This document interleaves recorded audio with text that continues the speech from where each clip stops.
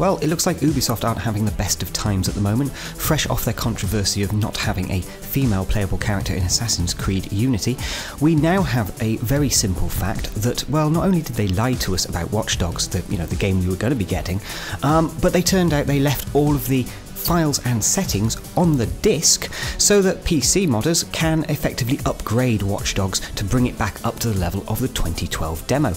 Now, the footage you're seeing here is me having modded up my copy of Watch Dogs on PC to effectively give you all of the settings that we should have had for this game as standard. They should have turned all of this stuff on. So let's quickly run through what changes are available in these mods. Now, the first major change is to the fog values. This is obviously creating a much more atmospheric environment. They've added bokeh, depth of field, to the main cameras. That means that we actually have some depth of field now that really feels natural. Stuttering has been improved. Hooray! They're doing what Ubisoft obviously couldn't at launch and actually making the game run properly. The E3 2012 bloom that we all loved is back. That is now in game. Performance improvements. Yes, they have made the game run better generally all round. Not only the stuttering problem, but generally it feels much more responsive than it was.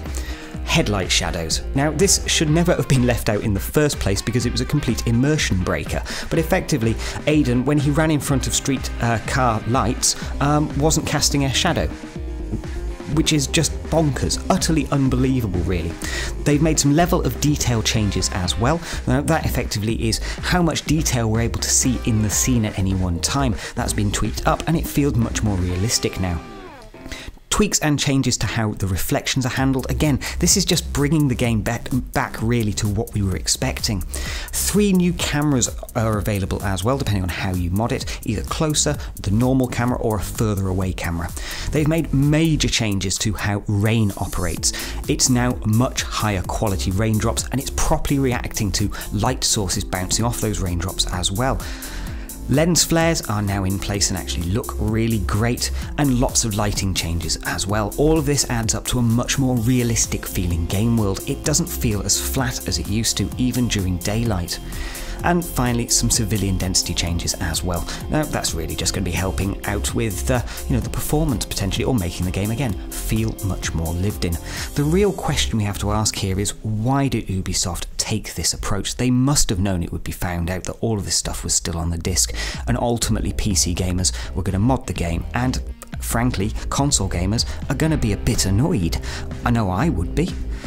It doesn't make sense that games companies are going to sacrifice PC for, well, who knows what reason. Maybe it was a time, maybe it was a money, or maybe they just didn't want to make the PC game look materially that much better than the next-gen consoles people have forked out 400 quid for.